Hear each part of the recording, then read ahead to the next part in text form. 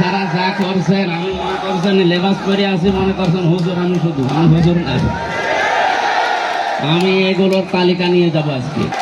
আমি আনন্দও পেয়েছি, আবার একটু দুঃখও পেয়েছি, কারণ এখানে গাছ কাটার যে বিষয়টা শুনলাম আমাদের কি শিক্ষক পরিষদের শ্রদ্ধাভাজন স্যার যিনি বলছিলেন, আসলে গাছ কে বা কারা কেটেছে এটা তদন্তের মাধ্যমে বের করে, কিন্তু বাকি যেগুলো হচ্ছে এগুলো তো তদন্ত করা দরকার। বাকি যারা যা করছেন আমি মনে করছেন লেবাস পরে আছি, মনে করছেন হুজুর। আমি শুধু আমি হুজুর না, আমি এগুলোর তালিকা নিয়ে যাব আজকে। যে আপনাদের যা করা লাগে আমি তাই করব। আমি ভুয়া কি আপনাকে আমি দেখাবো আজকে। আপনাদের সেই কয়েকজনের তালিকা আমার কাছে আছে অলরেডি, আমি সত্যের উপরে জানাবো।